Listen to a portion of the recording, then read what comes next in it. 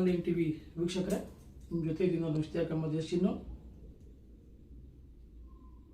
ತುಮಕೂರು ನಗರದ ಮರಳೂರು ದಿಣ್ಣೆಯಲ್ಲಿ ಸರಿಸುಮಾರು ರಾತ್ರಿ 3:25ಕ್ಕೆ ವ್ಯಕ್ತಿ ಓರ್ವ ಮನೆಗೆ ನುಗ್ಗಲು ಯತ್ನಿಸುತ್ತಾನೆ. ಮಾರಕ ಅಸ್ತ್ರಗಳಿಂದ ಸಮೇತ ಮನೆ ಬಾಗಿಲು ಕೂಡ ಹೊಡಿತಾನೆ. ತಕ್ಷಣ ಅದು ವಿಫಲ ಆಗುತ್ತೆ. ಅಂತ ಏನು ಉದ್ದೇಶಕ್ಕೆ ಬಂದಿದೆ ಅಂತ ನಮಗಂತೂ ಗೊತ್ತಿಲ್ಲ. ಯಾಕೆ ಬಂದಿದ್ದ, ಏನು ಉದ್ದೇಶಕ್ಕೆ ಬಂದಿದ್ದ, ಇಲ್ಲಿ ಹಲವಾರು ರೀತಿಯ ಸಂಶಯ ಕಾಡ್ತಾ ಇದೆ. ಈ ಒಂದು ವಿಷಯ ತಿಳಿಸೋದಕ್ಕೆ ನಮ್ಮ ಜೊತೆ ವಸೀಮನ್ ಅಂತವರಿದ್ದಾರೆ. ರಾತ್ರಿ ನಡೆದಂಥ ಘಟನೆ ಯಾವ ಥರ ಆಯಿತು, ಹೆಂಗಾಯಿತು, ಏನು ಅಂತೇಳಿ. ಆದರೆ ಈ ಕುಟುಂಬಸ್ಥರು ಎಲ್ಲರೂ ಕೂಡ ದೇವಸ್ಥಾನಕ್ಕೆ ಹೋಗ್ತಾರೆ. ಶಿವಮೊಗ್ಗ ಹತ್ರ ಅಂಗೇರಕಟ್ಟೆ ಅಂತೇಳಿ ಶನಿವಾರ ಹೋಗೋದ ನೀವು? ಶನಿವಾರ ರಾತ್ರಿ 11 ಗಂಟೆಗೆ ಇಲ್ಲಿಂದ ಹೊರಡ್ತಾರೆ. ಮತ್ತಾಗೆ ನೀವು ಬರೋದು? ನಾನು ಬರೋದು ಭಾನುವಾರ ರಾತ್ರಿ 1:15 ಸುಮಾರಿಗೆ ವಸೀಮರು ಬರ್ತಾರೆ. ಇವರು ಬಂದು ತುಂಬ ಹೊತ್ತಾದ ನಂತರ ವ್ಯಕ್ತಿಯೊಬ್ಬ ಬರ್ತಾನೆ. ಅದ್ರ ಬಗ್ಗೆ ಸ್ಪಷ್ಟವಾದ ಮಾಹಿತಿ ತಿಳ್ಕೊಳ್ಳೋಣ. ತುಮಕೂರಲ್ಲಿ ದಿನದಿನಕ್ಕೂ ಕೂಡ ಅಪರಾಧ ಪ್ರಕರಣಗಳು ಹೆಚ್ಚಾಗ್ತಿದೆ. ತುಂಬಿದಂಥ ಒಂದು ಬೀದಿಯಲ್ಲಿ, ತುಂಬಿದಂಥ ಒಂದು ಏರಿಯಾದಲ್ಲಿ ವ್ಯಕ್ತಿ ಒಬ್ಬ ಆತ ಬರ ಒಂದು ರಭಸ ನೇರವಾಗಿ ಇದೇ ಮನೆಗೆ ಟಾರ್ಗೆಟ್ ಮಾಡ್ಕೊಂಡು ಬರ್ತಿದ್ದಾರೆ ಅಂತೇಳಿ ಆ ಫುಟೇಜ್ ನೋಡಿದಂಥ ಎಂಥರೂ ಕೂಡ ಗೊತ್ತಾಗುತ್ತೆ. ಬನ್ನಿ, ಈ ಒಂದು ವಿಷಯಕ್ಕೆ ಸಂಬಂಧಿಸಿದಂತೆ ನಾವು ವಸೀಮರ ಜೊತೆ ಮಾತಾಡೋಣ. ವಸೀಮರ, ಅದೆಲ್ಲ ಯಾವ ಥರ ಆಯಿತು, ಹೇಗಾಯ್ತದು? ಸರ್, ನಾವು ಶನಿವಾರ ಸಂಜೆ ರಾತ್ರಿ 11 ಗಂಟೆಗೆ ನಾವು ಶಿವಮೊಗ್ಗ ಅಂಗೇರಕಟ್ಟೆ ಅಂತ ಗೋರಿಗೆ ಹೊರಟಿವಿ. ಭಾನುವಾರ ಕುಟುಂಬ ಸಮೇತ ಎಲ್ಲ ಪರಿವಾರ, ನಾನು, ನಮ್ಮ ತಾಯಿ, ನಮ್ಮ ಫುಲ್ ಫ್ಯಾಮಿಲಿ, ನಾವೊಂದು 27 ಜನ ಹೋಗಿರ್ತೀವಿ. ನಮ್ಮ ತಾಯಿಯವರು ಮತ್ತೆ ನಮ್ಮ ಬ್ರದರು, ನಮ್ಮ ಮಿಸ್ಸಸ್ಸು, ನಮ್ಮ ಬ್ರದರ್ ಮಿಸ್ಸಸ್ಸು, ನಮ್ಮ ತಾಯಿಯಲ್ಲೆಲ್ಲ ಒಂದು ಮಿನಿ ಬಸ್ ಮಾಡಿರ್ತಾರೆ. ಅದರಲ್ಲಿ ಅವ್ರು ಬರ್ತಾರೆ. ನಾನು ನಮ್ಮ ಓನ್ ಕಾರಲ್ಲಿ ನಾನು ನನ್ನ ಸ್ನೇಹಿತರ ಜೊತೆ ಹೋಗಿರ್ತೀನಿ. ನಾನು ಆದಷ್ಟು ಬೇಗ ಬಂದ್ಬಿಟ್ಟಿರ್ತೀನಿ. ಶನಿವಾರ ರಾತ್ರಿ ಹೋಗ್ತೀವಿ. ಭಾನುವಾರ ನೀವು ದೇವ್ರ ಕಾರ್ಯ ಮುಗಿಸ್ಕೊಂಡು ಮತ್ತೆ ನೀವು ಯಾವತ್ತು ಭಾನುವಾರ ರಾತ್ರಿ ಬರ್ತೀರಾ? ರಾತ್ರಿ ನಾನು 1:15ಗೆ ಬಂದಿರ್ತೀನಿ ಇಲ್ಲಿಗೆ. ನಮ್ಮ ಫ್ಯಾಮಿಲಿ ಅವರೆಲ್ಲ ಅವರು ಮಿನಿ ಬಸ್ ಅಲ್ಲಿ ಬರ್ತಿರ್ತಾರಲ್ಲ, ತಡವಾಗುತ್ತೆ ಅವರಿಗೆ. ನಾನು 1:15ಗೆ ಬಂದು, ಬೀಗ ಇರಲ್ಲ ನನ್ನ ಹತ್ರ, ಮನೆ ಬೀಗ ನಾನು ಇಸ್ಕೊಂಡು ಬಂದಿರಲ್ಲ. ಅಲ್ಲಿ ನಮ್ಮ ತಾಯಿ ಕಡೆನೆ ಬೀಗ ಇರುತ್ತೆ. ನಮ್ಮ ತಾಯಿ ಕಡೆನೆ. ನಾನು ಫೋನ್ ಮಾಡಿ ಎಷ್ಟೊತ್ತಾಗುತ್ತೆ ಅಂತ ಹೇಳ್ಬಿಟ್ಟು ವೇಟ್ ಮಾಡ್ತೀನಿ ಇಲ್ಲೇ ಕೂತ್ಕೊಂಡು. ನನ್ನ ಕಾರಲ್ಲೇ ವೇಟ್ ಮಾಡ್ತಾ ಅಲ್ಲೇ ಕೂತ್ಕೊಂಡು ಟೈಮ್ ಪಾಸ್ ಮಾಡಿ ಆಮೇಲೆ ನಿದ್ದೆ ಬರುತ್ತೆ ನನಗೆ. ಜಾಗರಣೆ ಮಾಡಿರ್ತೀವಿ ಶನಿವಾರ ರಾತ್ರಿನೂ, ತಿರ್ಗಾ ಭಾನುವಾರ ರಾತ್ರಿ ಜಾಗರಣೆ ಮಾಡ್ಕೊಂಡು ನಾವು ವೆಹಿಕಲಲ್ಲಿ ಬಂದಿರ್ತೀವಿ. ನಿದ್ದೆ ಸಮಯ ನನಗೆ 2:30ವರೆಗೂ ಮಳೆ ಬರುತ್ತೆ. ಅಲ್ಲಿ ಫುಲ್ ನೈಟು 2:30ವರೆಗೂ ಮಳೆ ಬರುತ್ತೆ. 2:30 ಆದಮೇಲೆ ನನಗೆ ಒಂದು ಸ್ವಲ್ಪ ನಿದ್ದೆ ಕಣ್ಣು ಮುಚ್ಚಂಗಾಗುತ್ತೆ. ಮುಚ್ಕೊಂಡು ನಾನು ನಿದ್ದೆ ಮಾಡ್ತಾ ಇರ್ತೀನಿ. ಸರಿ ಸುಮಾರಿಗೆ 3:15ಕ್ಕೆ ಅವನು 3:20ಗೆ ಅವನು ಮಳ್ಳೂರು ದಿಣ್ಣೆ 12ನೇ ಕ್ರಾಸು ಕಾರ್ನರಿಗೆ ಬರ್ತಾನೆ. ನನ್ನ ಕಾರ್ ಮುಂದೆನೆ ಅವನ ವಾಹನ ನಿಲ್ಲಿಸಿರ್ತಾನೆ. ನಾನು ನಿದ್ದೆ ಅರ್ಧ ನಿದ್ದೆಯಲ್ಲಿ ಇರ್ತೀನಿ. ಏನೋ ಶಬ್ದ ಬರುತ್ತೆ ಜೋರಾಗಿ. ಅವ್ನು ತಂದಿದ ವಸ್ತುಗಳು ಜೋರಾಗಿ ಬಿದ್ದಾಗ ನಾನು ಎಚ್ಚರವಾಗಿ ನೋಡ್ತೀನಿ ಆ ಕಡೆ ಈ ಕಡೆ. ನಮ್ಮನೆ ಕಾಂಪೌಂಡು ಗೇಟಿನ ಒಳಗೆ ಅವನು ಇರ್ತಾನೆ. ಅಲ್ಲಿ ಇದ್ದಾಗ ನಾನು ಡೋರ್ ಓಪನ್ ಮಾಡಿಬಿಟ್ಟು, ಬ್ಯಾಕ್ ಸೈಡ್ ಡೋರಲ್ಲಿ ಮಲಗಿರ್ತೀನಿ ನಾನು. ಡೋರ್ ಓಪನ್ ಮಾಡಿಬಿಟ್ಟು ಇಳಿತಾ ಅವನಿಗೆ ಬೈಕೊಂಡೇ ಬರ್ತೀನಿ ನಾನು. ಯಾರು ನೀನು, ಬಾರ ಇಲ್ಲ ಆಚೆ ಕಡೆ ಅಂತ ಏಕಾಂಶದಲ್ಲಿ ಬೈಕೊಂಡೇ ಬರ್ತೀನಿ. ಅವ್ನು ನಮ್ಮ ಮನೆ ಕಡೆ ಒಂದು ಸ್ವಲ್ಪ ಮೆಟ್ಲಿದೆ, ಆ ಮೆಟ್ಲಿಂದ ಹೋಗ್ಬಿಟ್ಟು ಪ್ರಯತ್ನ ಪಡ್ತಾನೆ ಎಲ್ಲ. ನೀವು ಅಲ್ಲ, ಈಗ ಒಂದು ನಿಮಿಷ, ಆತ ಬಂದು ಡೋರ್ ಓಪನ್ ಮಾಡಿರ್ತಾನೆ. ಆ ಡೋರ್ ಓಪನ್ ಮಾಡಿದಾಗನೇ ನನಗೆ ಶಬ್ದ ಬರೋದು ಜೋರಾಗಿ. ಅಂದ್ರೆ ಅಂಗಗಳಲ್ಲಿ ಡೋರ್ ತೆಗೆದಿರ್ತಾನೆ. ಅವ್ನು ತಂದಿರೋಂತ ಮಾರಾಸ್ತಿಕ ವಸ್ತುಗಳು, ಅವನ ಹತ್ರ ಬಹಳ ಜಾಸ್ತಿಗಳಿರ್ತವೆ ವಸ್ತುಗಳು.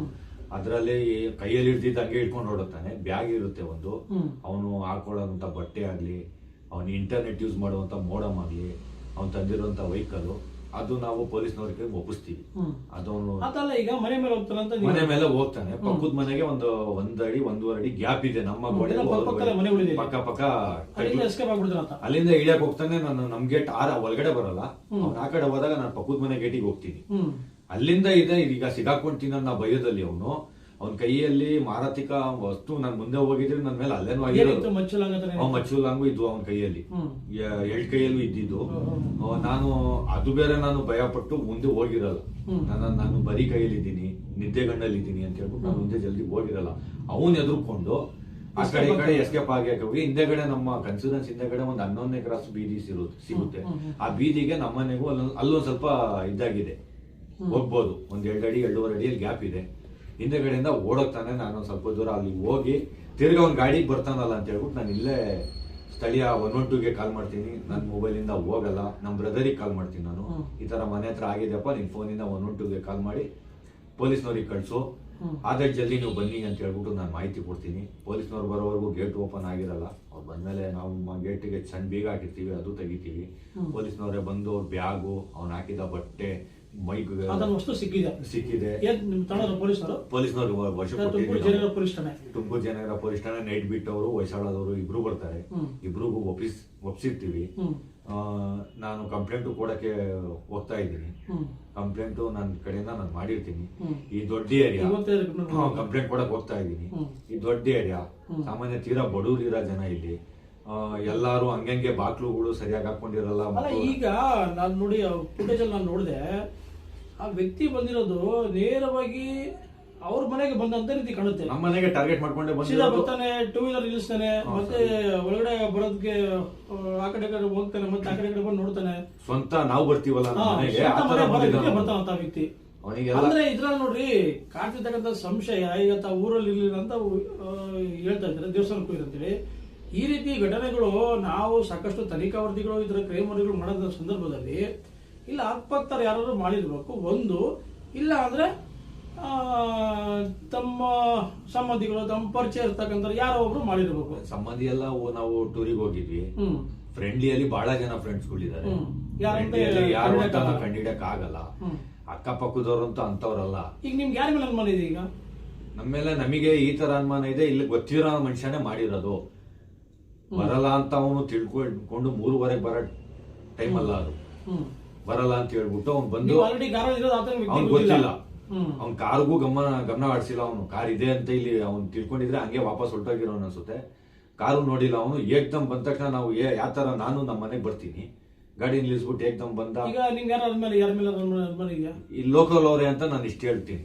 ಲೋಕಲ್ ಅವ್ರು ಬಿಟ್ಟು ಬೇರೆಯವರು ನಮ್ಮ ಆಚೆಗಡೆ ಅಂತ ಬಂದಿರೋ ತಕ್ಷಣ ಈಗ ಪೊಲೀಸ್ನವರು, ಜಯನಗರ ಪೊಲೀಸ್ ಸಬ್ ಇನ್ಸ್ಪೆಕ್ಟರ್ ಅವರು ತನಿಖೆ ಮಾಡಿ ಯಾರು ಅಂತ ಗಾಡಿ ವಿಷಯ ಗೊತ್ತಾಗುತ್ತೆ. ಗಾಡಿ ಯಾರ್ದು ಅಂತ ಗೊತ್ತಾಗುತ್ತೆ. ಆಮೇಲೆ ಮೋಡಮ್ ಇದೆಯಲ್ಲ ಸರ್, ಅದು ವೈಫೈ ಇಂಟರ್ನೆಟ್ ಯಾರ ಹೆಸರಲ್ಲಿ ತಗೊಂಡಿದ್ದಾರೆ ಅಂತ ಅದು ಪೊಲೀಸ್ ಗಾಡಿ ನಂಬರ್ ಇದೆ, ಇಂಜಿನ್ ನಂಬರ್ ಇರುತ್ತೆ, ಎಲ್ಲ ಆರ್ಸಿ ವಾರ್ಡ್ ಓನರ್ ಯಾರು, ಇಂಜಿನ್ ನಂಬರ್ ಇರುತ್ತೆ, ಆಮೇಲೆ ಆರ್ಸಿ ನಂಬರ್ ಇರುತ್ತೆ, ಆಮೇಲೆ ಇದು ಚಾರ್ಸಿ ನಂಬರ್ ಇರುತ್ತೆ, ಎಲ್ಲ ಇರುತ್ತೆ. ಚಾರ್ಸಿ ನಂಬರ್, ಇಂಜಿನ್ ನಂಬರ್ ಇರುತ್ತೆ, ಮತ್ತೆ ಗಾಡಿ ನಂಬರ್ ಇರುತ್ತೆ. ಅದು RTO ಯಾರು ಅಂತ ಕೇಳಿದಂತ ಸಂದರ್ಭದಲ್ಲಿ ಅದು ಗೊತ್ತಾಗುತ್ತೆ. ಒಂದು ಎರಡನೇದು ಅದ ಏನೋ ಇಂಟರ್ನೆಟ್ ಮೋಡಮ್ ಯೂಸ್ ಮಾಡ್ತಿದ್ದ ಅಂತ ಹೇಳಿ ಹೇಳಿದ್ರಿ. ಎಲ್ಲ ವಶಪಡಿಸ್ಕೊಂಡಿದ್ದಾರೆ ಪೊಲೀಸ್ನವರಿಗೆ ಕೊಟ್ಟಿದ್ದೀವಿ ನಾವು. ಸ್ಥಳೀಯ ಸಿಬ್ಬಂದಿ ಬಂದಿದ್ದಾರೆ, ತನಿಖೆ ಮಾಡಿದ್ಮೇಲೆ ಗೊತ್ತಾಗುತ್ತೆ ಸರ್. ಏನಿದು ಆನ್ಲೈನ್ ಟಿವಿ ವೀಕ್ಷಕರೇ, ತುಮಕೂರಲ್ಲಿ ಏನ್ ನಡೀತದೆ ಏನಿಲ್ಲ ಅಂತ ಒಂದು ಗೊತ್ತಾಗ್ತಿಲ್ಲ ರೀ. ಈಗ ಪೊಲೀಸ್ನವರು ವಿಫಲರಾಗ್ತಿದ್ದಾರ ಕ್ರೈಮ್ ಕಂಟ್ರೋಲ್ ಮಾಡೋದ್ರಲ್ಲಿ. ಈಗ ಅತಿ ಹೆಚ್ಚು ಮನೆ ಪೊಲೀಸ್ ಪೊಲೀಸ್ ಒಂದು ಒಳ್ಳೆ ಕಾರ್ಯಕ್ರಮ ಮಾಡ್ತಿದ್ದಾರೆ, ಎಲ್ಲ ಕಡೆ ಯಶಸ್ವಿ ಆಗ್ತಿದೆ. ಆದ್ರೆ ಇಲ್ಲಿ ಮರಳೂರು ದಿಣ್ಣೆ ಅಂತೇಳಿ ಇಂಥ ಒಂದು ಬಡಾವಣೆಗಳಲ್ಲಿ ಅತಿ ಹೆಚ್ಚು ಜನಸಂಖ್ಯೆ ಇದೆ. ಇಲ್ಲಿ ಬಹುತೇಕವಾಗಿ ಅವಾಗವಾಗ ಈ ತರ ಕ್ರೈಮ್ಗಳು ಪ್ರಕರಣ ನಡೆಯುವಂತ ಒಂದು ಏರಿಯಾ ಇದು. ಇಂಥ ಕಡೆ ಅತಿ ಹೆಚ್ಚು ಪೊಲೀಸರು ಕೂಡ ಗಮನ ಹರಿಸಬೇಕಾಗುತ್ತೆ. ಆದ್ರೆ ನೋಡ್ರಿ, ಇವೆಲ್ಲ ಆಕಸ್ಮಿಕ ಘಟನೆಗಳು. ಆ ಪೊಲೀಸರು ಮಾಡಿ ಕೂಡ ದೂರೋದಕ್ಕಾಗಲ್ಲ, ಇವರೇ ಮಾಡಿದಾರೆ ಅಂತೇಳಿ ಯಾರು ಕೂಡ ಮಾಡಲ್ಲ. ಆಕಸ್ಮಿಕ ನಡೆದಿರ್ತಕ್ಕಂಥ ಘಟನೆಗಳು. ಆದ್ರೆ ಈ ಒಂದು ವಿಷಯಕ್ಕೆ ಸಂಬಂಧಿಸಿದಂತೆ ಒಂಥರ ಅಚ್ಚರಿ ಘಟನೆ. ಆ ಫುಟೇಜ್ ನನ್ನ ಇದೆ, ಪ್ಲೇ ಮಾಡ್ತೀನಿ ನೋಡಿ. ನೇರವಾಗಿ ಅದು ಸ್ವಂತ ಮನೆಗೆ ಬರೋ ರೀತಿ ಬರ್ತಾ ಇದ್ದಾನೆ. ಇದೆಷ್ಟು ಒಂಥರ ಅಂದ್ರೆ ಈ ತರ ಟಾರ್ಗೆಟ್ ಮಾಡಿದ್ದಾನೆ. ಇವ್ರು ಯಾರು ಇಲ್ಲ ಇಂಥ ಸಂದರ್ಭದಲ್ಲಿ ಏನು ಆತ ಮನೆ ನುಗ್ಗೋಕೆ ಪ್ರಯತ್ನ ಪಡ್ತಾನೆ, ಡೋರ್ ಹೊಡಿತಾನೆ, ಇಲ್ಲ ದುಡ್ಡು ತಗೊಳಕ್ ಬಂದಿದ್ದ, ಕಾಸು ತಗೊಳಕ್ ಬಂದಿದ್ದ, ಒಡವೆ ತಗೊಳಕ್ ಬಂದಿದ್ದ, ಇಲ್ಲ ಬೇರೆ ಯಾರಾದ್ರ ಮೇಲೆ ಹಲ್ಲೆ ಮಾಡಕ್ ಬಂದಿದ್ದು. ಇಲ್ಲಿ ಹಲವಾರು ರೀತಿಯ ಸಂಶಯ ಉಟ್ಕೊಳ್ಳುತ್ತೆ. ಪಕ್ಕದಲ್ಲಿ ಮನೆ ಇರುತ್ತೆ, ಅವ್ರಿಗೂ ಕೂಡ ಗೊತ್ತಾಗೋದಿಲ್ಲ. ಆತನ ಒಂದು ಅಸ್ತ್ರ ಕೆಳಗಡೆ ಬಿದ್ದಂತ ಸಂದರ್ಭದಲ್ಲಿ ವಸೀಮನ್ ಅಂತವ್ರಿಗೆ ಗಾಬರಿ ಬೀಳ್ತಾರೆ, ಕಿರ್ಚ್ಕೊಂಡ್ ಬರ್ತಾರೆ. ಒಬ್ಬೊಂಟಿಗಿರ್ತಾನ ಆತ ವ್ಯಕ್ತಿ, ಏನ್ ಮಾಡ್ಬೇಕು? ತುಮಕೂರು ಜಿಲ್ಲಾ SP ಅವ್ರನ್ನ ನಾನು ವಿನಂತಿ ಮಾಡ್ತೀನಿ, ಇಂಥ ಒಂದು ಬಡಾವಣೆಗಳಲ್ಲಿ ತಾವು ಅತಿ ಹೆಚ್ಚು ಗಮನ ಹರಿಸಿ ಸರ್. ನಾನು ಕೂಡ ಈಗ ಸ್ವಲ್ಪ ದಿನದ ಮುಂಚೆ ನಾನು ಜಯನಗರ ಪೊಲೀಸ್ ಸಬ್ ಇನ್ಸ್ಪೆಕ್ಟರ್ ನಾನು ಫೋನ್ ಮಾಡೋದು ಮಾತಾಡಿದೆ, ಘಟನೆ ಬಗ್ಗೆ ಹೇಳಿದ್ದೀನಿ, ಕಂಪ್ಲೇಂಟ್ ಕೊಡಿ ಅಂತ ಹೇಳಿದ್ದಾರೆ. ಈ ವಸೀಮರು ಕೂಡ ಕಂಪ್ಲೇಂಟ್ ಕೊಡೋಕೆ ಹೋಗ್ತಾ ಇದ್ದಾರೆ. ಇದರಲ್ಲಿ ಪೊಲೀಸ್ನವರು ಇದು ಯಾವುದೇ ಒಂದು ನೆಗ್ಲೆಕ್ಟ್ ಮಾಡ್ದಲೆ ಸಂಕ್ಷಿಪ್ತವಾಗಿ ತಾವು ತನಿಖೆ ಮಾಡಬೇಕಾಗುತ್ತೆ. ಆತನ ಒಂದು ಬ್ಯಾಗ್ ಸಿಕ್ಕಿದೆ, ಒಂದು ಗಾಡಿ ಸಿಕ್ಕಿದೆ, ಏರ್ಟೆಲ್ ಮೋಡಮ್ ಸಿಕ್ಕಿದೆ, ಆತ ವ್ಯಕ್ತಿ ಯಾರು, ಆತನ ಹಿನ್ನೆಲೆ ಏನು, ಈ ರೀತಿಯ ಇನ್ನ ಎಷ್ಟು ಅಪರಾಧಗಳು ಮಾಡಿರ್ಬೇಕು, ಇಲ್ಲ ಕೊಲೆ ಮಾಡಿದನೋ, ಸುಲಿಗೆ ಮಾಡಿದನೋ, ದರೋಡೆ ಮಾಡಿದನೋ, ಆ ವ್ಯಕ್ತಿ ಯಾರು, ಎಂತ ಕ್ರೈಮ್ ಚಟುವಟಿಕೆ ಉಳ್ಳಂತ ವ್ಯಕ್ತಿ ಈತ, ಇದೆಲ್ಲ ಕೂಡ ಪೊಲೀಸರು ಪತ್ತೆ ಹಚ್ಚಬೇಕಾಗುತ್ತೆ.